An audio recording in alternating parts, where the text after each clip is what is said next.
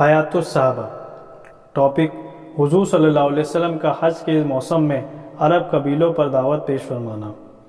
حضرت عبداللہ بن کعب بن مالک رضی اللہ تعالیٰ عنہ فرماتے ہیں، حضور صلی اللہ علیہ وسلم نبوت کے بعد 3 سال تک چھپ کر دعوت کا کام کرتے رہے۔ پھر چوتھے سال آپ نے اعلانیہ دعوت کا کام شروع کر دیا، جو وہاں 10 سال تک چلتا رہا۔ اس عرصے میں آپ حج کے موسم میں بھی دعوت کا کام کیا کرتے تھے۔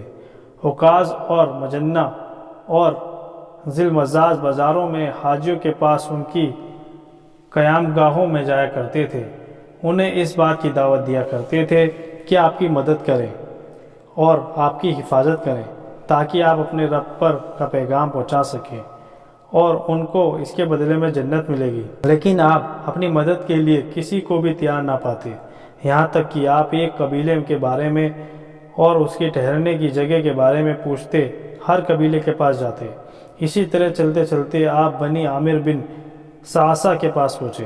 آپ کو کبھی کسی کی اور سے اتنا کشٹ نہیں پہنچتا تھا جتنا ان کی اور سے پہنچا، یہاں تک کہ جب آپ ان کے پاس سے واپس چلے تو وہ آپ کو پیچھے سے پتھر مار رہے تھے۔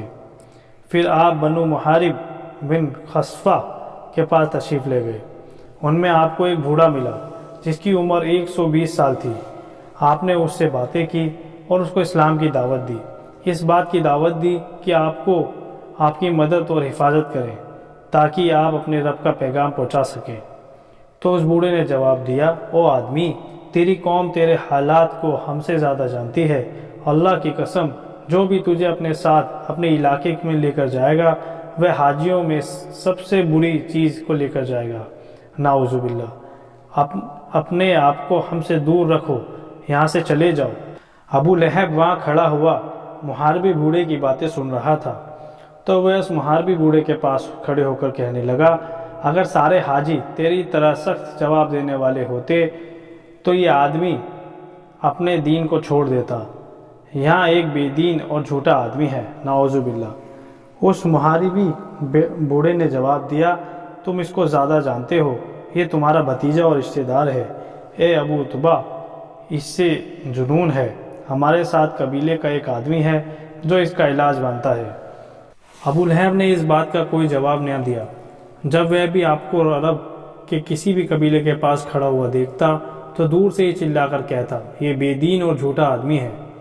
حضرت وابسہ اپنے دادا سے نقل کرتے ہیں کہ ہم لوگ مینا میں پہلا زمرہ جو مسجد خیف کے قریب ہے اس کے پاس ٹھہرے ہوئے تھے۔ حضور صلی اللہ علیہ وسلم ہمارے پاس ہماری قیامگاہ میں تشریف لائے اور آپ کی سواری پر آپ کے پیچھے حضرت زید بن حارث بھی بیٹھے ہوئے تھے۔ آپ نے ہمیں دعوت دی جسے ہم نے اللہ کی قسم قبول نہ کیا۔ یہ ہم نے اچھا نہیں کیا۔ ہم نے حج کے اسی موسم میں آپ کے اور آپ کی دعوت کے بارے میں سنا رکھا تھا۔ آپ نے ہمارے پاس کھڑے ہو کر دعوت دی جسے ہم نے قبول نہیں کی۔ ہمارے ساتھ حضرت میسرہ بن مشروق ابسی بھی تھے۔ وہ کہنے لگے، میں اللہ کی قسم کھا کر کہتا ہوں کہ اگر ہم اس آدمی کو سچا مان لیں اور اسے اپنے ساتھ اپنے علاقے میں لے جا کر اپنے بیچ ٹھہرا لیں تو یہ بہت اچھی رائے ہوگی۔ میں اللہ کی قسم کھا کر کہتا ہوں کہ اس آدمی کی بات غالب ہو کر رہے گی، یہاں تک دنیا میں ہر جگہ پہنچ جائے گی۔ قوم نے میسرہ سے کہا، ان باتوں کو چھوڑو، ایسی بات ہم پر پیش کیا کرتے ہو جس کے برداشت کی ہم میں طاقت نہیں۔ میسرہ کی بات سن کر حضور صلی اللہ علیہ وسلم کو میسرہ کے ایمان لانے کی کچھ امید ہوئی اور آپ نے میسرہ سے کچھ اور باتیں بھی کہیں۔ میسرہ نے کہا، آپ کا کلام بہت ہی خوبصورت اور بہت نورانی ہے، لیکن میری قوم میری مخالفت کر رہی ہے اور آدمی تو اپنی قوم کے ساتھ ہی چلا کرتا ہے۔ جب آدمی کی قوم ہی آدمی کی مدد نہ کرے تو دشمن تو اور زیادہ دور ہے۔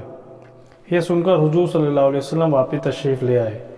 وہ قوم اپنے علاقوں میں واپس چلے گئی تو ان سے حضرت میسرہ نے کہا، آؤ فدق چلتے ہیں، کیونکہ وہاں یہودی رہتے ہیں، ان میں ہم اس آدمی کے بارے میں پوچھیں گے۔ چنانچہ وہ لوگ یہودیوں کے پاس گئے، ان سے حضور صلی اللہ علیہ وسلم کے بارے میں پوچھا۔ وہ اپنی ایک کتاب نکال کر لائے اور سامنے رکھ کر اس میں حضور صلی اللہ علیہ وسلم کا مبارک ذکر پڑھنے لگی۔ اس میں یہ لکھا تھا کہ آپ ان پڑھ اور عربی نبی ہیں، اونٹ پر سوار ہوا کریں گے، معمولی چیز پر یا ٹکڑے پر گزرا کریں گے، ان کا قد نہ زیادہ لمبا ہوگا نہ چھوٹا، ان کے بال نہ بالکل گھنگرالو ہوں گے نہ بالکل سیدھے، ان کی آنکھوں میں لال ڈورا ہوگا، ان کا رنگ سفید سرخ مائل ہوگا۔ اتنا پڑھنے کے بعد یہودی نے کہا، جس آدمی نے تمہیں دعوت دی ہے اگر وہ ایسا ہی ہے تو تم اس کی دعوت قبول کر لو، اس کے دین میں داخل ہو جاؤ، کیونکہ ہم جلن کی وجہ سے ان کی پیروی نہیں کریں گے، ہماری ان سے زبردست لڑائیاں ہوں گی۔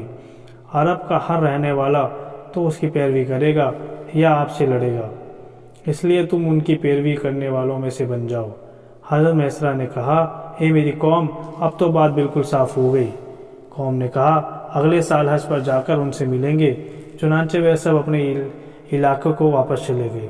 ان کے سرداروں نے ان کو اس سے روک دیا، ان میں سے کوئی بھی حضور صلی اللہ علیہ وسلم کی پیروی نہ کر سکا۔ جب حضور صلی اللہ علیہ وسلم ہجرت تشریف فرما کر مدینہ تشریف لے آئے اور حجۃ الوداع میں تشریف لے گئے تو وہاں حضرت میسرہ سے ملاقات ہوئی۔ حضور صلی اللہ علیہ وسلم نے ان کو پہچان لیا تو حضرت میسرہ نے عرض کیا، اے اللہ کے رسول صلی اللہ علیہ وسلم، جس دن آپ ہمارے یہاں اونٹنی پر سوار ہو کر تشریف لائے تھے اسی دن سے میرے دل میں آپ کی پیروی کی بڑی آرزو ہے، لیکن جو ہونا تھا وہ ہو گیا۔ اس موقع پر جتنے لوگ میرے ساتھ تھے ان میں سے اکثر مر گئے۔ اے اللہ کے نبی صلی اللہ علیہ وسلم، اب وہ کہاں ہوں گے؟ حضور صلی اللہ علیہ وسلم نے فرمایا، جو بھی اسلام کے علاوہ کسی اور دین پر مرا ہے وہ اب دوزخ میں ہے۔ حضرت میسرہ نے کہا، الحمدللہ، تمام تعریفیں اس اللہ کے لیے ہیں جس نے مجھے بچا لیا۔ اور حضرت میسرہ مسلمان ہو گئے اور اچھے مسلمان بن کر زندگی گزاری، اور حضرت ابوبکر رضی اللہ تعالیٰ عنہ کے یہاں ان کا بڑا درجہ تھا۔ حضرت ابن رومان اور حضرت عبداللہ بن ابوبکر رضی اللہ تعالیٰ عنہ فرماتے ہیں، حضور صلی اللہ علیہ وسلم بازار حکاز میں قبیلہ کندہ کے پاس ان کی قیامگاہ میں تشریف لے گئے۔ آپ ان سے زیادہ نرم مزاج قبیلے کے پاس کبھی نہیں گئے تھے۔ جب آپ نے دیکھا کہ یہ لوگ نرم ہیں، بہت محبت کر رہے ہیں، تو آپ نے ان سے دعوت کی بات شروع کر دی۔ میں تمہیں ایک اللہ کی دعوت دیتا ہوں جس کا کوئی شریک نہیں، اس بات کی دعوت دیتا ہوں کہ جس طرح اپنی جانوں کی حفاظت کرتے ہو اسی طرح تم میری بھی حفاظت کرو، پھر میں اگر غالب آ گیا تو تمہیں پورا اختیار ہوگا۔ اکثر قبیلے والوں نے کہا، یہ تو بہت اچھی بات ہے، لیکن ہم انہی خداؤں کی عبادت کریں گے جن کی عبادت ہمارے باپ دادا کیا کرتے تھے۔ قوم میں سے ایک چھوٹی عمر والے نے کہا، اے میری قوم، دوسرے کے ماننے اور ساتھ لے جانے سے پہلے تم ان کی مان کر ان کو اپنے ساتھ لے جاؤ۔ اللہ کی قسم، اہل کتاب بیان کرتے ہیں کہ ایک نبی حرم میں حاضر ہوگا جس کا زمانہ قریب آ چکا ہے۔ قوم میں ایک کانا آدمی بھی تھا، اس نے کہا، چپ رہو، میری بھی سنو، اس کو تو اس کے خاندان نے نکال دیا ہے، تم اس کو پناہ دے کر پورے عرب کی لڑائی مول لینا چاہتے ہو؟ نہیں نہیں، ایسا ہرگز نہ کرو۔ یہ سن کر آپ وہاں سے غمگین ہو کر تشریف لے آئے اور وہ لوگ اپنی قوم میں واپس گئے اور ان کو اپنے سارے حالات سنائے۔ تو یہ یہودی نے ان سے کہا، تم نے بڑا سنہرا موقع برباد کر دیا، اگر تم دوسروں سے پہلے ان کی بات مان لیتے تو تم تمام عرب کے سردار بن جاتے۔ ان کی صفتوں اور حلیہ کا بیان ہماری کتاب میں موجود ہے۔ وہ یہودی کتاب میں سے حضور صلی اللہ علیہ وسلم کی صفتیں اور حلیے پڑھ کر سنانے جاتا ہے، اور حضور صلی اللہ علیہ وسلم کو دیکھ کر آئے تھے، وہ اس سارے کی تصدیق کرتے جاتے۔ یہ یہودی نے کہا، ہماری کتاب میں یہ بھی ہے کہ وہ مکہ میں ظاہر ہوں گے، وہ ہجرت کر کے یثرب مدینہ جائیں گے۔ یہ سن کر ساری قوم نے طے کیا کہ اگلے سال کے موسم میں جا کر حضور صلی اللہ علیہ وسلم سے ضرور ملیں گے، لیکن ان کے ایک سردار نے ان کو اگلے سال حج پر جانے سے روک دیا، چنانچہ ان میں سے کوئی بھی آپ سے نہ مل سکا۔ اس یہودی کا انتقال ہو گیا۔ لوگوں نے سنا کہ مرتے وقت وہ حضور صلی اللہ علیہ وسلم کی تصدیق کر رہا تھا اور ایمان ظاہر کر رہا تھا۔ حضرت عبد الرحمن عامری اپنی قوم کے کچھ بزرگوں سے نقل کرتے ہیں کہ ہم لوگ عکاظ کے بازار میں ٹھہرے ہوئے تھے، وہاں ہمارے پاس حضور صلی اللہ علیہ وسلم تشریف لائے اور آپ نے فرمایا، تم کس قبیلے سے کے لوگ ہو؟ ہم نے کہا، بنو عامر بن ساسا کے۔ آپ نے فرمایا، بنو عامر کے کون سے خاندان کے ہو؟ ہم نے کہا، بنو کعب بن ربیعہ کے۔ آپ نے فرمایا، تمہارا رعب اور دبدبہ کیسا ہے؟ ہم نے کہا، کسی کی مجال نہیں کہ کوئی ہمارے علاقے میں آ کر کسی چیز کو ہاتھ لگا سکے یا ہماری آگ پر ہاتھ تاپ سکے، یعنی ہم بہت بہادر ہیں، ہمارا کوئی مقابلہ نہیں کر سکتا۔ آپ صلی اللہ علیہ وسلم نے ان سے فرمایا، میں اللہ کا رسول ہوں، تو اگر میں تمہارے پاس جاؤں تو تم میری حفاظت کرو گے تاکہ میں اپنے رب کا پیغام پہنچا سکوں۔ میں تم میں سے کسی کو کسی بات پر مجبور نہیں کرتا ہوں۔ تو اس قبیلے والوں نے کہا، آپ قریش کے کون سے خاندان سے ہیں؟ آپ نے فرمایا، بنو عبد المطلب کے خاندان سے ہوں۔ تو انہوں نے کہا، بنو عبد مناف نے آپ کے ساتھ کیا برتاؤ کیا؟ آپ نے فرمایا، انہوں نے تو سب سے پہلے جھٹلایا اور دھتکارا۔ انہوں نے کہا، ہم آپ کو نہ دھتکاریں گے نہ آپ پر ایمان لاتے ہیں، البتہ آپ کو اپنے علاقے میں لے جائیں گے، آپ کی ہر طرح حفاظت کریں گے تاکہ آپ اپنے رب کا پیغام پہنچا سکیں۔ چنانچہ آپ ان کے ساتھ جانے کے ارادے سے سواری سے اتر کر ان کے پاس بیٹھ گئے۔ وہ لوگ بازار کریا کل کرنے لگے۔ اتنے میں ان کے پاس بحرہ بن فراس قریشی آیا۔ ان سے پوچھا، یہ مجھے تمہارے پاس کون نظر آ رہا ہے جس سے میں پہچانتا نہیں ہوں؟ انہوں نے کہا، یہ محمد بن عبداللہ قریشی ہیں۔ اس نے کہا، تمہارا ان سے کیا تعلق ہے؟ وہ کہنے لگے، انہوں نے ہمارے پاس آ کر یہ کہا کہ وہ اللہ کے رسول ہیں، ہم سے اس بات کی مانگ کی کہ ہم ان کو اپنے علاقے میں لے جائیں، ان کی ہر طرح کی حفاظت کریں تاکہ وہ اپنے رب کا پیغام پہنچا سکیں۔ اس نے کہا، تم نے ان کو کیا جواب دیا؟ انہوں نے کہا، ہم نے ان کا سواگت کیا، یہاں یہ کہا کہ ہم آپ کو اپنے علاقے میں لے جائیں گے، اپنی جانوں کی طرح آپ کی حفاظت کریں گے۔ بحرہ بولا، جہاں تک میرا خیال ہے اس بازار والوں میں سے تم سب سے زیادہ بری چیز لے کے جا رہے ہو، تم ایسے کام کرنے لگے ہو جس کی وجہ سے تمام لوگ تمہارے دشمن مر کر تمہارا بائیکاٹ کر دیں گے، سارے عرب مل کر تم سے لڑیں گے۔ اس کی قوم اس کو اچھی طرح جانتی ہے، اگر ان لوگوں کو ان میں سے کوئی بھلائی نظر آتی تو ان کا ساتھ دینے میں اپنا بڑا سوبھاگیہ سمجھتے۔ یہ اپنی قوم کا ایک کم عقل آدمی ہے، نعوذ باللہ، اور اسے اس کی قوم نے دھتکار دیا ہے، جھٹلایا ہے، اور تم اسے ٹھکانہ دیتے ہو اور اس کی مدد کرنا چاہتے ہو، تم بالکل غلط فیصلہ کر رہے ہو۔ پھر اس نے رسول اللہ صلی اللہ علیہ وسلم کی اور مڑ کر کہا، اٹھو اور اپنی قوم کے پاس چلے جاؤ، اللہ کی قسم اگر تم میری قوم میں سے نہ ہوتے تو میں تمہاری گردن اڑا دیتا۔ چنانچہ حضور صلی اللہ علیہ وسلم اٹھے اور اپنی اونٹنی پر سوار ہو گئے۔ خبیث بحرہ نے حضور صلی اللہ علیہ وسلم کی اونٹنی کی کوکھ میں لکڑی سے زور سے چونکا دیا، جس سے آپ کی اونٹنی بدک گئی، آپ اونٹنی سے نیچے گر گئے۔ اس دن حضرت زبعہ بنت عامر بن کرتے رضی اللہ تعالیٰ عنہ اپنے چچیرے بھائیوں سے ملنے کے لیے اس قبیلے بنو عامر میں آئی ہوئی تھی، اور وہ ان عورتوں میں سے تھیں جو مسلمان ہو کر مکہ میں حضور صلی اللہ علیہ وسلم کا ساتھ دیا کرتی تھی۔ وہ یہ منظر دیکھ کر بیتاب ہو کر بول اٹھی، اے عامر کی اولاد، آج تم میں سے کوئی بھی عامر کی طرح مدد کرنے والا نہیں رہا، آج سے میرا قبیلہ عامر سے کوئی تعلق نہیں۔ کیا تمہارے سامنے اللہ کے رسول کے ساتھ یہ برا سلوک کیا جا رہا ہے؟ تم میں سے کوئی بھی ان کی مدد کے لیے کھڑا نہیں ہوتا۔ چنانچہ ان کے 3 چچیرے بھائی بحرہ کی اور لبکے اور 2 آدمی بحرہ کی مدد کے لیے اٹھے۔ ان تینوں بھائیوں میں سے ہر ایک کو پکڑ کر زمین میں گرا لیا اور ان کے سینوں پر بیٹھ کے ان کے چہروں پر بہت تھپڑ مارے۔ اس پر حضور صلی اللہ علیہ وسلم نے فرمایا، اے اللہ، ان تینوں بھائیوں پر برکت نازل فرما، ان تینوں پر لعنت کر۔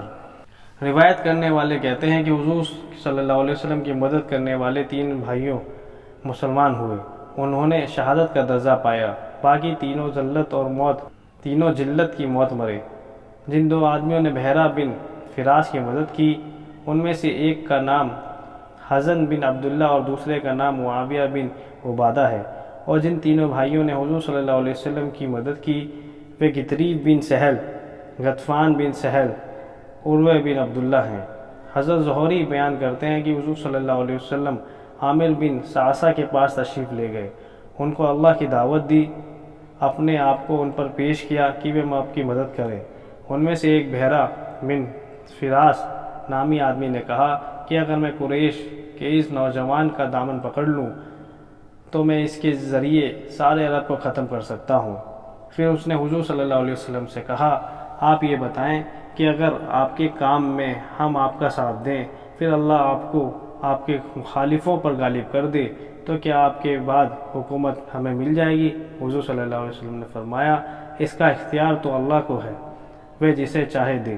اس نے کہا، واہ واہ، آپ کو بچانے کے لیے عربوں کے سامنے ہم اپنے سینے کر دیں، جب اللہ آپ کو غالب کر دے تو حکومت دوسروں کو مل جائے، ہمیں آپ کے کام کی کوئی ضرورت نہیں۔ یہ کہہ کر ان سب نے حضور صلی اللہ علیہ وسلم کو انکار کر دیا۔ جب حاجی لوگ واپس جانے لگے تو بنو عامر بھی اپنے علاقے کو واپس گئے۔ وہاں ایک بڑے میاں تھے جن کی بہت زیادہ عمر تھی، جو ان کے ساتھ حج کا سفر نہیں کر سکتے تھے۔ جب ان کے قبیلے حج سے واپس پہنچے تو ان کو اس حج کی ساری کارگزاری سنایا کرتے۔ چنانچہ اس سال جب قبیلے کے لوگ حج کر کے واپس آئے تو انہوں نے اس حج کے سارے حالات ان سے پوچھے۔ انہوں نے یہ بتایا کہ ایک قریشی نوجوان جو بنو عبد المطلب میں سے تھے، وہ ہمارے پاس آئے تھے، جو یہ کہہ رہے تھے کہ وہ نبی ہیں اور ہمیں اس بات کی دعوت دے رہے ہیں کہ ہم ان کی حفاظت کریں، ان کا ساتھ دیں، ان کو اپنے علاقے میں لے جائیں۔ یہ سن کر وہ بڑے میاں نے اپنا سر پکڑ لیا اور کہا، اے بنی عامر، کیا اس غلطی کی کوئی تلافی ہو سکتی ہے؟ کیا اس پرندے کی دم ہاتھ میں آ سکتی ہے؟ یعنی تم نے ایک سنہرا موقع کھو دیا۔ اس ذات کی قسم جس کے قبضے میں فلاں کی جان ہے، آج تک کبھی کسی اسماعیلی نے نبوت کا جھوٹا دعویٰ نہیں کیا۔ ان کی نبوت کا دعویٰ بالکل حق ہے، تمہاری عقل کہاں چلی گئی تھی؟ حضرت زہری رحمۃ اللہ علیہ بیان کرتے ہیں کہ حضور صلی اللہ علیہ وسلم قبیلہ کندہ کے پاس ان کے ٹھہرنے کی جگہ تشریف لے گئے۔ ان میں ملیح نامی ان کا ایک سردار بھی تھا۔ آپ نے ان کو اللہ کی بندگی کی اور بلایا اور اپنے آپ کو ان پر پیش کیا کہ مجھے اپنے ساتھ اپنے علاقے لے جاؤ تاکہ میں اللہ کا پیغام پہنچا سکوں، لیکن سب نے انکار کر دیا۔ حضرت محمد بن عبد الرحمن بن حسین بیان کرتے ہیں کہ حضور صلی اللہ علیہ وسلم قبیلہ قلب کے خاندان بنو عبداللہ کے پاس ان کے ٹہرنے کی جگہ تشریف لے گئے اور ان کو اللہ کی دعوت دی، اپنے آپ کو ان پر پیش کیا، یہاں تک کہ آپ ان کو تیار کرنے کے لیے یہ فرما رہے تھے کہ اب بنو عبداللہ، اللہ نے تمہارے باپ کا نام بہت اچھا رکھا ہے، لیکن آپ کی پیش کی ہوئی دعوت کو قبول نہیں کیا۔ حضرت عبداللہ بن کعب بن مالک رضی اللہ تعالیٰ فرماتے ہیں کہ حضور صلی اللہ علیہ وسلم قبیلہ بنی حنیفہ کے پاس ان کے ٹہرنے کی جگہ تشریف لے گئے، ان کو اللہ کی دعوت دی، ان کو اپنے آپ کو ان پر پیش کیا، لیکن عربوں میں سے کسی نے ان کی دعوت کو ان سے زیادہ برے طریقے سے نہیں ٹھکرایا۔ حضرت عباس رضی اللہ عنہ فرماتے ہیں کہ مجھ سے حضور صلی اللہ علیہ وسلم نے ارشاد فرمایا کہ مجھے تمہارے پاس اور تمہارے بھائی کے پاس اپنی حفاظت کا سامان نظر نہیں آ رہا ہے، کیا آپ کل مجھے بجا لے جائیں گے تاکہ ہم الگ الگ قبیلوں کے ٹھہرنے کی جگہوں میں جا کر ان کو دعوت دے سکیں؟ اور ان دنوں عرب وہاں اکٹھے تھے۔ حضرت عباس رضی اللہ عنہ فرماتے ہیں کہ میں نے رسول اللہ صلی اللہ علیہ وسلم سے عرض کیا، یہ قبیلہ کندہ اس جیسے وچار والے لوگ ہیں جو یہ یمن کے حج کے لیے آنے والوں میں سے سب سے اچھے لوگ ہیں۔ یہ قبیلہ بکر بن وائل کے ٹھہرنے کی جگہ ہے، یہ قبیلہ بنو عامر بن سعصہ کے ٹھہرنے کی جگہ ہے، آپ کسی کو اپنے لیے پسند فرما لیں۔ چنانچہ آپ نے قبیلہ کندہ سے دعوت کی شروعات فرمائی، ان کے پاس تشریف لے جا کر فرمایا، کیا آپ لوگ کہاں کے ہیں؟ انہوں نے کہا، یمن کے۔ آپ نے فرمایا، یمن میں کون سے قبیلے سے؟ انہوں نے فرمایا، قبیلہ کندہ کے۔ آپ نے فرمایا، قبیلہ کندہ کے کون سے خاندان کے؟ انہوں نے کہا، بنی عمرو بن معاویہ کے۔ آپ نے فرمایا، کیا اپنی بھلائی کو تمہارا دل چاہتا ہے؟ آپ نے فرمایا کہ کیا اپنی بھلائی کو تمہارا دل چاہتا ہے؟ انہوں نے کہا، وہ بھلائی کی بات کیا ہے؟ انہوں نے فرمایا، تم لا الہ الا اللہ کی گواہی دو، نماز قائم کرو اور جو کچھ اللہ کے پاس آیا ہے اس پر ایمان لاؤ۔ انہوں نے کہا کہ اگر کامیاب ہو گئے تو اپنے بعد بادشاہی آپ ہمیں دے دیں گے؟ آپ نے فرمایا، بادشاہی دینے کا اختیار تو اللہ ہے، وہ جس کو چاہے دے۔ تو انہوں نے کہا، جو دعوت آپ ہمارے پاس لے کر آئے ہیں ہمیں اس کی کوئی ضرورت نہیں۔ قلبی کی روایت میں یہ ہے کہ انہوں نے کہا کہ آپ اس لیے ہمارے پاس آئے ہیں تاکہ ہمیں ہماری خداؤں سے روک دیں اور ہم سارے عرب کی مخالفت مول لیں۔ آپ اپنی قوم کے پاس چلے جائیں، ہمیں آپ کی ضرورت نہیں۔ چنانچہ آپ ان کے پاس سے اٹھ کر قبیلہ بکر بن وائل کے پاس تشریف لے گئے۔ انہوں نے فرمایا آپ کون سا قبیلے سے ہیں؟ انہوں نے کہا بکر بن وائل۔ آپ نے فرمایا بکر بن وائل کا کون سا خاندان؟ انہوں نے کہا بنو قیس بن سلابہ۔ آپ نے فرمایا آپ لوگوں کی تعداد کتنی ہے؟ انہوں نے کہا ریت کے ذروں کی طرح بہت ساری۔ آپ نے فرمایا تمہارا رعب اور دبدبہ کیسا ہے؟ انہوں نے کہا کچھ نہیں، فارس کے لوگ ہمارے پڑوسی ہیں، نہ ہم ان کی حفاظت کر سکتے ہیں اور نہ ہم ان کے مقابلے میں کسی کو پناہ دے سکتے ہیں۔ آپ نے فرمایا کہ 33 بار سبحان اللہ، 33 بار الحمدللہ، 34 بار اللہ اکبر کی رضا کے لیے پڑھنا اپنے ذمے کر لو، تو اگر اللہ نے تمہیں باقی رکھا تو تم فارس والوں کے گھروں پر قبضہ کر لو گے، ان کی عورتوں سے نکاح کر لو گے، ان کے بیٹوں کو اپنا غلام بنا لو گے۔ انہوں نے کہا آپ کون ہیں؟ آپ نے فرمایا میں اللہ کا رسول ہوں۔ پھر آپ وہاں سے چل دیے۔ کلبی کی روایت میں ہے کہ آپ کا چچا ابو لہب آپ کے پیچھے چل رہا تھا، لوگوں سے کہہ رہا تھا کہ ان کی بات مت مانو۔ چنانچہ جب حضور صلی اللہ علیہ وسلم ان کے پاس چلے گئے تو ابو لہب ان کے پاس سے گزرا۔ انہوں نے ابو لہب سے کہا تم اس آدمی کو جانتے ہو؟ اس نے کہا ہاں، یہ ہمارے قبیلے میں چوٹی کا آدمی ہے، تم ان کی کسی چیز کے بارے میں پوچھنا چاہتے ہو؟ حضور صلی اللہ علیہ وسلم نے ان کو جس بات کی دعوت دی وہ ساری باتیں انہوں نے ابو لہب کو بتائی۔ یہ کہا کہ وہ کہہ رہے ہیں کہ وہ اللہ کے رسول ہیں۔ ابو لہب نے کہا خبردار، اس کی بات کو کوئی اہمیت نہ دو کیونکہ وہ دیوانہ ہے، نعوذ باللہ من ذالک، پاگل پن میں الٹی سیدھی باتیں کہتا رہتا ہے۔ انہوں نے کہا کہ انہوں نے فارسہ لوگوں کے بارے میں کچھ کہا، اس سے بھی ہمیں یہی اندازہ ہوا۔ حضرت ربیعہ بن عباد رضی اللہ عنہ فرماتے ہیں کہ میں نوجوان لڑکا اپنے باپ کے ساتھ مینا میں تھا۔ حضور صلی اللہ علیہ وسلم عرب کے ٹھہرنے کی جگہوں میں تشریف لے جاتے تھے، ان سے فرماتے تھے اے بنی فلاں، مجھے اللہ نے تمہارے پاس اپنا رسول بنا کر بھیجا ہے، میں تمہیں اس بات کا حکم دیتا ہوں کہ اللہ کی عبادت کرو، اس کے ساتھ کسی کو شریک نہ کرو، اللہ کے علاوہ جن کو تم پر اللہ کا شریک ٹھہرا کر عبادت کرتے ہو ان کو چھوڑ دو، مجھ پر ایمان لے آؤ، میری تصدیق کرو، میری حفاظت کرو، تاکہ جو پیغام لے کر مجھے اللہ نے بھیجا ہے میں اس کی اور سے واضح طور پر پہنچا سکوں۔ حضرت ربیعہ فرماتے ہیں کہ آپ کے پیچھے ایک بھینگا اور ایک سندر آدمی تھا جس کی 2 زلفیں تھیں، ادنی جوڑا پہنے ہوئے تھا۔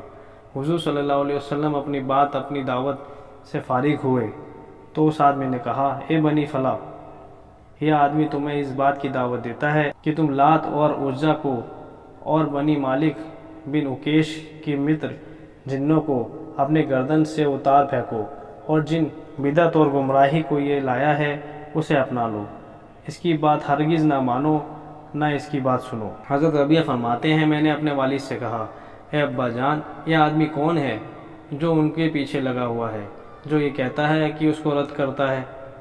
میرے باپ نے کہا یہ ان کا چچا ابو العجا بن عبد المطلب ابو لہب ہے۔ مدرک سے روایت ہے کہ انہوں نے کہا کہ میں نے اپنے باپ کے ساتھ حج کیا، جب ہم مینا میں ٹھہرے ہوئے تھے تو ہم لوگوں نے ایک جگہ مجمع دیکھا۔ میں نے اپنے باپ سے پوچھا یہ مجمع کیسا ہے؟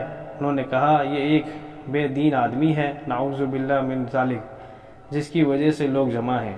میں نے وہاں دیکھا کہ حضور صلی اللہ علیہ وسلم لوگوں سے فرما رہے تھے اے لوگو لا الہ الا اللہ پڑھ لو، کامیاب ہو جاؤ گے۔ حضرت حارث بن حارث غامدی رضی اللہ عنہ فرماتے ہیں ہم مینا میں ٹھہرے ہوئے تھے، میں نے اپنے والد سے پوچھا یہ مجمع کیسا ہے؟ انہوں نے کہا یہ سب بے دین آدمی کی وجہ سے جمع ہے۔ فرماتے ہیں میں گردن اونچی کر کے دیکھا تو نظر آیا کہ حضور صلی اللہ علیہ وسلم لوگوں کو اللہ کے ایک ہونے کی دعوت دے رہے ہیں اور لوگ آپ کی بات کا انکار کر رہے ہیں۔ حضرت عثمان بن ثابت رضی اللہ عنہ فرماتے ہیں کہ میں حج کرنے گیا، وہاں حضور صلی اللہ علیہ وسلم لوگوں کو اسلام کی دعوت دے رہے تھے، آپ کے صحابہ کو طرح طرح کی تکلیف دی جا رہی تھی، چنانچہ میں حضرت عمر کے پاس آ کر کھڑا ہوا۔ اس وقت تک حضرت عمر مسلمان نہیں ہوئے تھے، وہ بنی عمرو بن معمل کی ایک لونڈی کو تکلیفیں پہنچا رہے تھے۔ پھر حضرت عمر جنیرہ کے پاس آ کر رکے اور ان کو بھی طرح طرح کی تکلیفیں دینے لگے۔ حضرت علی بن ابی طالب رضی اللہ عنہ فرماتے ہیں کہ جب اللہ نے اپنے نبی کریم صلی اللہ علیہ وسلم کو اس بات کا حکم دیا کہ آپ اپنے آپ کو عرب قبیلوں پر پیش کریں تو آپ مینا تشریف لے گئے اور میں اور حضرت ابو بکر آپ کے ساتھ تھے۔ ہم عرب کے مجلسوں میں سے ایک مجلس میں پہنچے تو حضرت ابو بکر رضی اللہ عنہ نے آگے بڑھ کر سلام کیا۔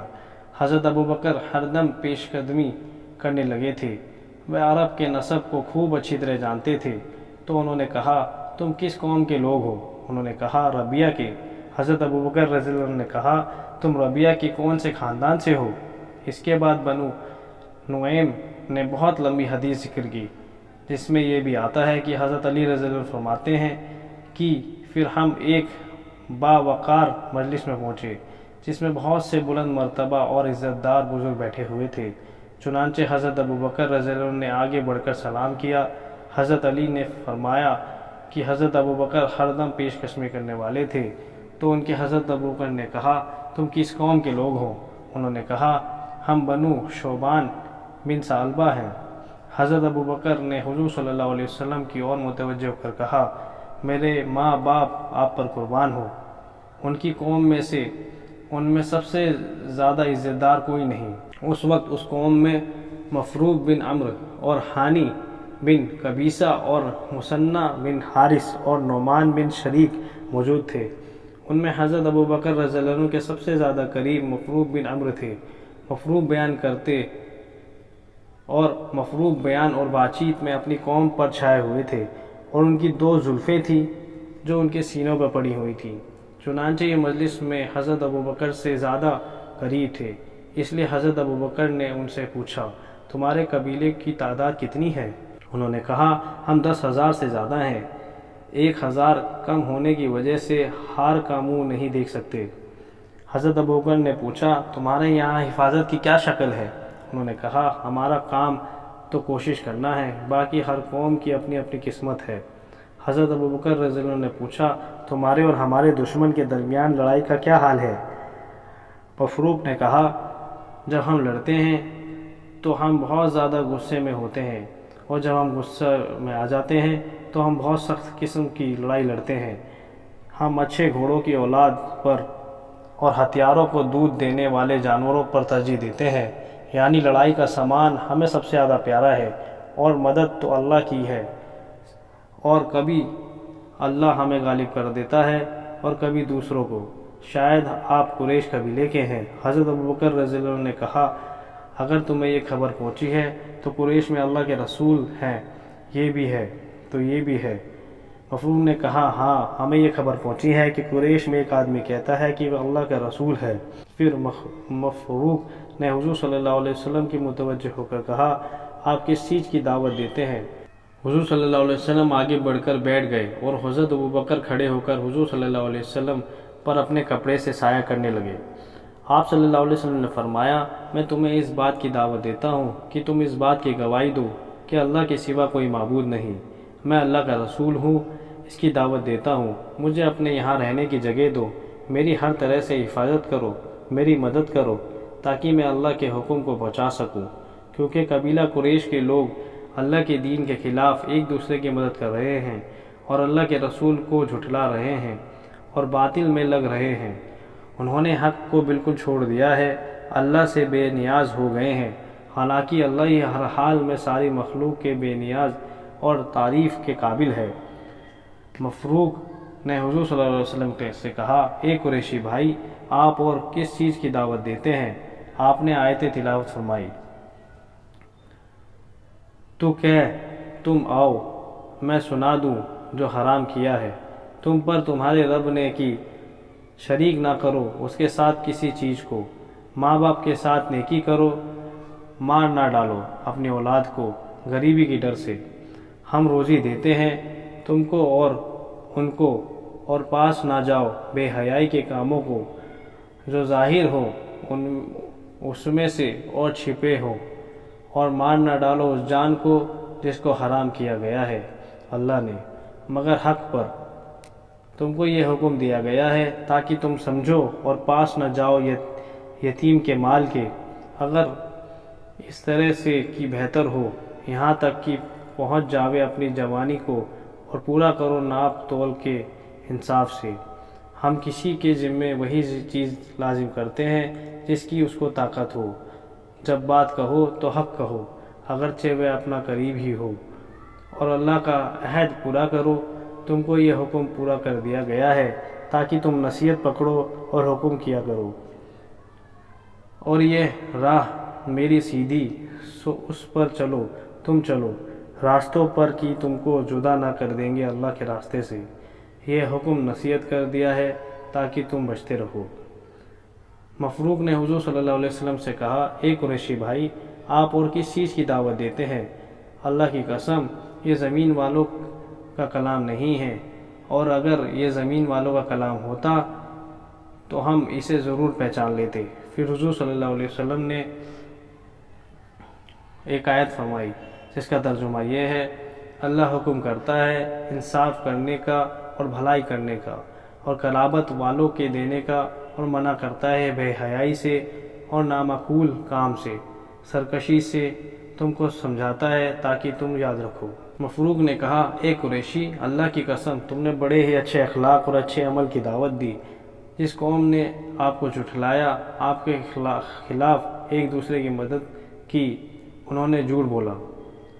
مفروق نے یہ مناسب سمجھا کہ اس بات چیت میں ہانی بن قبیصہ بھی ان کے شریک ہو جائیں۔ اس وجہ سے انہوں نے کہا کہ یہ ہانی بن قصیبہ ہے جو ہمارے بزرگ اور ہمارے دینی معاملوں کے ذمہ دار ہیں۔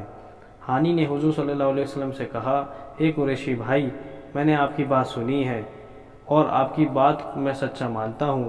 میرا یہ خیال ہے کہ آپ کے ہمارے ساتھ پہلی بیٹھک ہے، ان سے پہلے کبھی ملاقات نہیں ہوئی، آگے بھی کوئی خبر نہیں۔ ہم نے ابھی تک آپ کے معاملے میں غور نہیں کیا، آپ کی دعوت کے انجام کے بارے میں سوچا ہی نہیں۔ ابھی سے ہم اپنے دین کو چھوڑ کر آپ کے دین کو اختیار کر لیں تو اس فیصلے میں غلطی بھی ممکن ہو سکتی ہے۔ یہ کم عقل ہونے اور انجام کے غور نہ کرنے کی نشانی ہے۔ جلدی کے فیصلے میں غلطی ہو جایا کرتی ہے۔ دوسری بات یہ ہے کہ ہماری پیچھے بڑا خاندان ہے جن کو بغیر ہم کوئی سمجھوتا کرنا پسند نہیں کرتے۔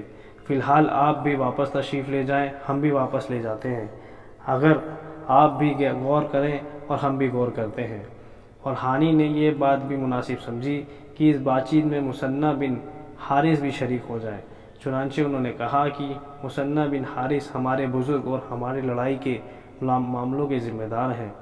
اس پر مثنیٰ نے حضور صلی اللہ علیہ وسلم سے کہا، میں نے آپ کی بات چیت سنی ہے قریش بھائی، مجھے آپ کی بات اچھی لگی، آپ کا کلام مجھے پسند آیا، میری طرف سے بھی وہی جواب ہے اور جو ہانی بن قبیصہ نے دیا تھا۔ ہم دونوں ملکوں کی سرحدوں کے بیچ میں رہتے ہیں، یہ یمامہ اور دوسرا سماوا ہے۔ تو اس میں حضور صلی اللہ علیہ وسلم نے فرمایا، وہ کون سے دو ملکوں کی سرحدیں ہیں؟ مثنیٰ نے کہا، ایک اور تو عرب دیش کے سرزمین اور اونچے ٹیلوں اور پہاڑ ہیں، دوسری اور فارس کی سرزمین اور کسرا کی نہریں، اور ہمیں وہاں رہنے کی اجازت اس شرط پر دی ہے کہ ہم وہاں کوئی نئی چیز نہ چلائیں، نہ کسی کی تحریک چلانے والے کو وہاں رہنے دیں۔ بہت ممکن ہے کہ آپ جس چیز کی دعوت دے رہے ہیں وہ بادشاہوں کو ناپسند ہے۔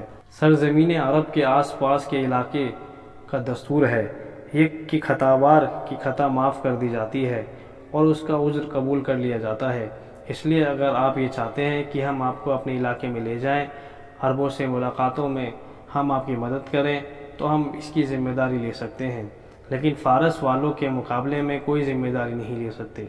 آپ صلی اللہ علیہ وسلم نے فرمایا، تم نے سچی بات صاف صاف کہہ دی، تو یہ تم نے برا جواب نہیں دیا، لیکن بات یہ ہے کہ اللہ کے دین کو لے کر وہیں کھڑا ہو سکتا ہے جو دین کی ہر اور سی حفاظت کرے۔ آپ صلی اللہ علیہ وسلم حضرت ابوبکر کا ہاتھ پکڑ کر کھڑے ہو گئے۔ اس کے بعد ہم اوس اور خزرج کے مجلس میں پہنچے۔ ہمارے اس مجلس سے اٹھنے سے پہلے ہی وہ حضور صلی اللہ علیہ وسلم سے اسلام پر بیعت ہو گئے۔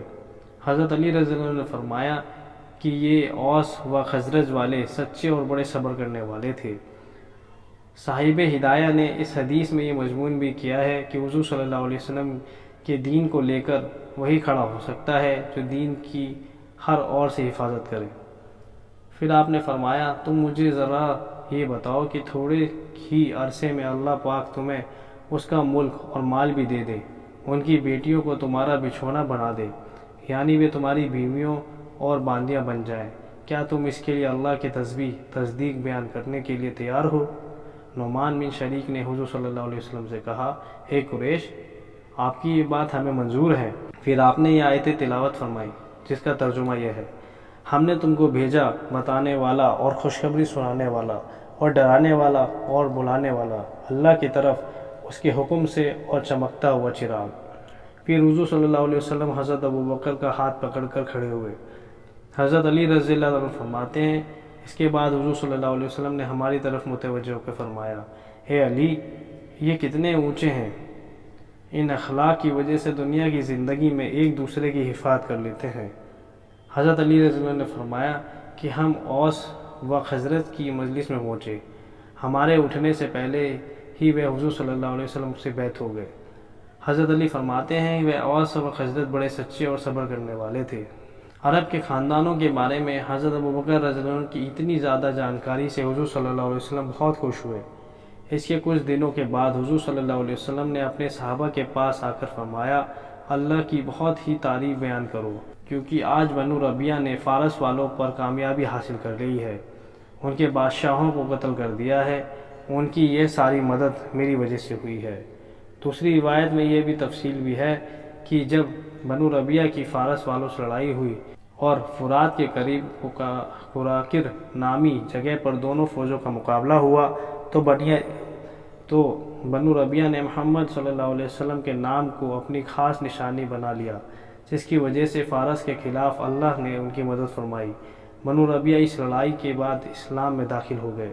حضرت علی رضی اللہ عنہ نے ایک دن انصار کی فضیلت اور ان کے پرانے ہونے اور اسلام میں آگے بڑھ جانے کا ذکر کرتے ہوئے فرمایا، جو انصار سے محبت نہ کرے، ان کے حقوں کو نہ پہچانے، میں مومن نہیں۔ انہوں نے اسلام کی ایسی دیکھ بھال کی جیسے گھوڑوں کے بچھیرے کی جاتی ہے۔ وہ اپنے ہتھیاروں کی مہارت اور اپنی باتوں کی طاقت اور اپنے دلوں کی سخاوت کی وجہ سے اسلام کی دیکھ بھال کے لیے کافی ہو گئے۔ حضور صلی اللہ علیہ وسلم حج کے موسم میں قبیلوں کے پاس تشریف لے جا کر ان کو دعوت دیا کرتے تھے، لیکن ان میں سے کوئی بھی آپ کی بات نہ مانتا تھا اور آپ کی دعوت قبول نہ کرتا تھا۔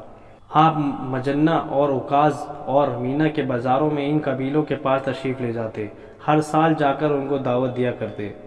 آپ ان کے پاس اتنی بار گئے کہ قبیلے والے لوگ آپ کے جماؤ سے حیران ہو کر کہنے لگ گئے، کیا اب تک وہ وقت نہیں آیا کہ آپ ہم لوگوں سے ناامید ہو جائیں؟ یہاں تک کہ اللہ نے انصار کے اس قبیلے کو نوازنے کا ارادہ فرمایا، چنانچہ آپ نے اس انصار پر اسلام کو پیش فرمایا، جسے انہوں نے جلدی سے قبول کر لیا۔ انہوں نے آپ کو مدینے سے اپنے پاس ٹھہر لیا، آپ کے ساتھ مدد اور غمخیاری کا معاملہ کیا۔ فجزاہم اللہ خیرا، ہم مظاہر ان کے پاس گئے تو انہوں نے ہمیں اپنے ساتھ گھروں میں ٹھہرایا اور کوئی بھی ہمیں دوسروں کے پاس بھیجنے کو تیار نہ ہوتا، یہاں تک کہ کبھی کبھی اپنا مہمان بنانے کے لیے پورا اندازی بھی کیا کرتے تھے۔ پھر انہوں نے خوشی خوشی اپنے مالوں کا ہمیں اپنے سے زیادہ حقدار بنا دیا، اپنے نبی کریم صلی اللہ علیہ وسلم کی حفاظت کے لیے اپنی جانوں کو قربان کیا۔ حضرت سعد بن ربیعہ رضی اللہ عنہ فرماتی ہیں کہ حضور صلی اللہ علیہ وسلم جب تک مکہ میں رہے قبیلوں کو اللہ کی دعوت دیتے رہے، جس کی وجہ سے آپ کو تکلیفیں پہنچائی جاتی رہیں، برا بھلا کہا جاتا رہا، یہاں تک کہ اللہ نے انصار کے اس قبیلے کو اسلام کی مدد کی شرافت سے نوازنے کا ارادہ کیا۔ چنانچہ آپ انصار کے کچھ لوگوں کے ساتھ پہنچے جو عقبہ کے پاس بیٹھے ہوئے تھے، مینا میں اپنے سر مونڈ رہے تھے۔ روایت کرنے والے کہتے ہیں کہ حضرت سعد سے پوچھا کہ وہ کون لوگ تھے، انہوں نے بتایا وہ 6 یا 7 آدمی تھے، جن میں بنی نجار کے 3 آدمی تھے، اسد بن زرارہ اور افرا کے 2 بیٹے۔ انہوں نے باقی لوگوں کا نام نہیں بتایا۔ فرماتی ہیں کہ حضور صلی اللہ علیہ وسلم نے ان کے پاس بیٹھ کر ان کو اللہ کی دعوت دی، ان کو قرآن پڑھ کر سنایا۔ چنانچہ ان لوگوں نے اللہ اور اللہ کے رسول کی بات کو مان لیا۔ وہ اگلے سال بھی حج پر آئے۔ یہ بیعت عقبہ اولیٰ کہلاتی ہے۔ اس کے بعد بیعت عقبہ ثانیہ ہوئی۔ روایت کرنے والے کرتے ہیں کہ حضرت ام سعد نے پوچھا، حضور صلی اللہ علیہ وسلم مکہ میں کتنے دن رہے؟ انہوں نے کہا، یہ تم نے ابو سرما قیس بن ابی انس رضی اللہ عنہ کا کلام نہیں سنا؟ میں نے کہا، مجھے معلوم نہیں۔ انہوں نے کیا کہا ہے؟ چنانچہ انہوں نے ان کا یہ شعر پڑھ کر سنایا: آپ قریش میں 10 سال سے زیادہ ٹھہرے اور اس ساری مدت میں نصیحت اور تبلیغ فرماتے رہے، اور آپ یہ چاہتے تھے کہ کوئی ساتھ دینے والا دوست آپ کو مل جائے۔ اور بھی کئی شعر پڑھ لیے جن کا ذکر حضرت ابن عباس رضی اللہ عنہ کی حدیث میں نصرت کے باب میں بہت جلد آئے گا۔ حضرت عقیل بن ابی طالب رضی اللہ عنہ اور حضرت زہری فرماتے ہیں، جب مشرکوں نے حضور صلی اللہ علیہ وسلم کے ساتھ بہت اچھا سختی کا معاملہ شروع کیا تو آپ نے اپنے چچا عباس بن مطلب سے فرمایا، اے میرے چچا، اللہ اپنے دین کی مدد ایسی قوم کے ذریعے سے کریں گے جن کو قریش کی ظلم بھری مخالفت معمولی بات معلوم ہوگی، جو اللہ کے یہاں عزت کے طلبگار ہوں گے۔ آپ مجھے اوقاز کے بازار لے چلیں اور مجھے عرب کے قبیلوں میں ٹھہرنے کی جگہ دیں، تاکہ میں ان کو اللہ کی دعوت دوں، اس بات کی دعوت دوں کہ وہ میری حفاظت کریں اور مجھے اپنے یہاں لے جا کر رکھیں، تاکہ میں اللہ کی اور سے اللہ کے پیغام کو انسانوں تک پہنچا سکوں۔ روایت کرنے والے فرماتے ہیں کہ حضرت عباس نے فرمایا، اے میرے بھتیجے، آپ اوقاز چلے، میں بھی آپ کے ساتھ چلتا ہوں، آپ کو قبیلوں کے ٹھکانے دکھاؤں گا۔ چنانچہ حضور صلی اللہ علیہ وسلم نے قبیلہ ثقیف سے شروعات کی، پھر اس سال حج میں قبیلوں کی کھوج کر کے دعوت کو دیتے رہے، اور پھر جب اگلا سال ہوا جبکہ اللہ نے آپ کو کھلم کھلا دعوت دینے کا حکم دیا تو اوس اور خزرج کے 6 آدمیوں سے آپ کی ملاقات ہوئی، جن کے نام یہ ہیں: اسد بن زرارہ، ابو الحسین بن تیحان، عبداللہ بن رواح، سعد بن ربیع، نعمان بن حارث، عبادہ بن صامت۔ حضور صلی اللہ علیہ وسلم کی ان سے ملاقات مینا کے دنوں میں جمرہ عقبہ کے پاس رات کے وقت ہوئی۔ آپ ان کے پاس بیٹھے اور ان کو اللہ کی اور اس کی عبادت کرنے کی اور اس کے دین کی مدد کرنے کی دعوت دی، جو دین اللہ نے اپنے نبیوں اور رسولوں کو بھیجا ہے۔ انہوں نے درخواست کی کہ حضور صلی اللہ علیہ وسلم آسمان سے آنے والی وحی کو ان پر پیش فرمائیں۔ چنانچہ آپ نے سورہ ابراہیم کے آخری تک پڑھ کر سنائی۔ جب انہوں نے قرآن سنا تو ان کے دل نرم پڑ گئے اور اللہ کے سامنے عاجزی کرنے لگے اور حضور صلی اللہ علیہ وسلم کی دعوت کو قبول کر لیا۔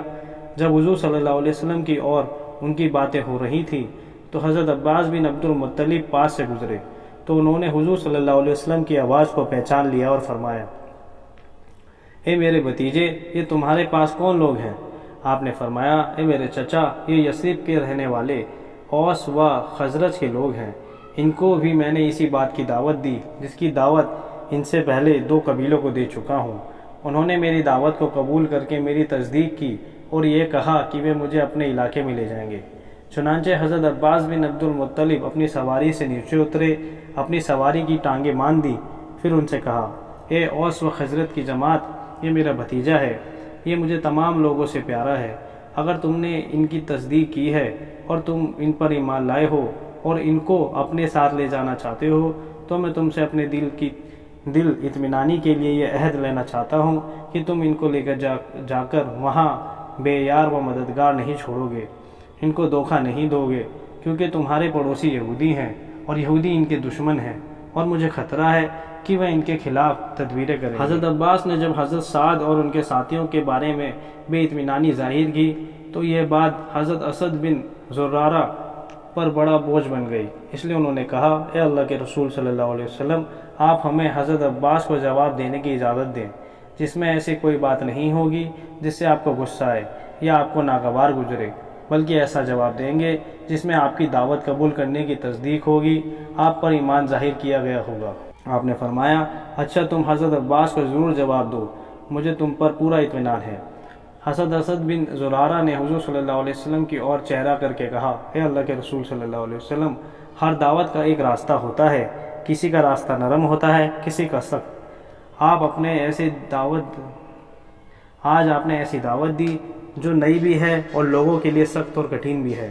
آپ نے ہمیں اس بات کی دعوت دی کہ ہم اپنا دین چھوڑ کر آپ کے دین کی پیروی کر لیں۔ یہ بڑا مشکل کام ہے، سخت گھاٹی ہے، لیکن ہم نے آپ کی اس بات کو قبول کر لیا، اور آپ نے ہمیں اس بات کی دعوت دی کہ لوگوں سے دور اور قریب کے جتنے رشتے ہیں، ان سے جس طرح کے تعلقات ہیں، ان سب کو ہم ختم کر دیں، یعنی دین کے معاملے میں صرف آپ کی مانیں اور کسی کو نہ مانیں۔ یہ بھی بڑا کٹھن کام اور سخت گھاٹی ہے، لیکن ہم نے اسے بھی قبول کر لیا۔ ہمارا مضبوط جتھا ہے، جہاں ہم رہتے ہیں وہاں ہماری بڑی عزت ہے، وہاں ہماری سب چیزیں حفاظت سے ہیں۔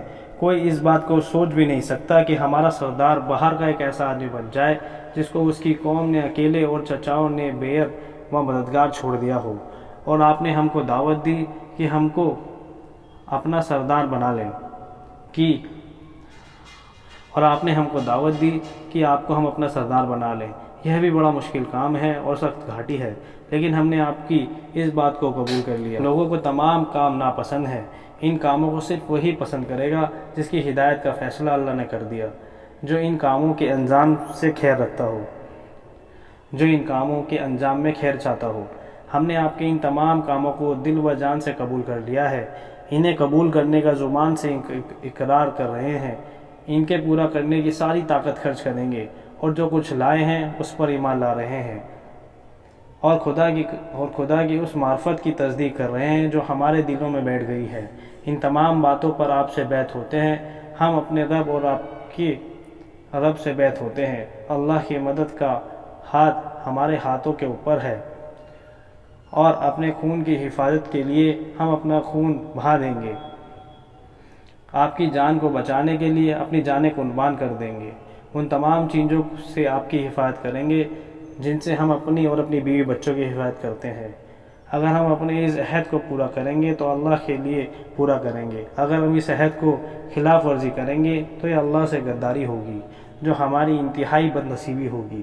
اے اللہ کے رسول صلی اللہ علیہ وسلم، یہ ہماری تمام گزارشیں سچی ہیں، ان گزارشوں کو پورا کرنے کے لیے ہم اللہ سے ہی مدد مانگتے ہیں۔ اس کے بعد حضرت اسد نے حضرت عباس بن عبد المطلب کی اور چہرہ کر کے کہا، اے وہ آدمی جو اپنی بات کہہ کر ہمارے اور نبی کریم صلی اللہ علیہ وسلم کے درمیان آ گیا ہے، اللہ ہی جانتا ہے کہ آپ کا ان باتوں سے کیا مقصد ہے۔ آپ نے یہ کہا کہ یہ آپ کے بھتیجے ہیں اور تمام لوگوں سے زیادہ محبوب ہیں، تو ہم نے بھی ان کی وجہ سے اپنے قریب اور دور کے تمام رشتوں سے تعلقات توڑ دیے ہیں۔ ہم اس بات کی گواہی دے رہے ہیں کہ اللہ کے رسول ہیں، اللہ نے ان کو اپنے پاس سے بھیجا ہے، یہ جھوٹے نہیں ہیں، جو کلام یہ لائے ہیں وہ انسانوں کے کلام سے ملتا جلتا نہیں ہے۔ باقی آپ نے جو یہ کہا کہ آپ ان کے بارے میں مطمئن ہوں گے جب آپ ہم سے پکا عہد لیں گے، تو حضور صلی اللہ علیہ وسلم کے لیے ہم سے جو بھی کوئی پکا عہد لانا چاہے ہمیں اس سے انکار نہیں، اس لیے آپ جو عہد لینا چاہتے ہیں لے لیں۔ پھر حضور صلی اللہ علیہ وسلم کی اور متوجہ ہو کر عرض کیا، اے اللہ کے رسول صلی اللہ علیہ وسلم، اپنی ذات کے لیے آپ جو عہد ہم سے لینا چاہیں لے لیں، اپنے رب کے لیے جو شرط ہم پر لگانا چاہیں لگا لیں۔ آگے حدیث میں ان لوگوں کے بیعت ہونے کے پورے قصے کا ذکر ہوا ہے۔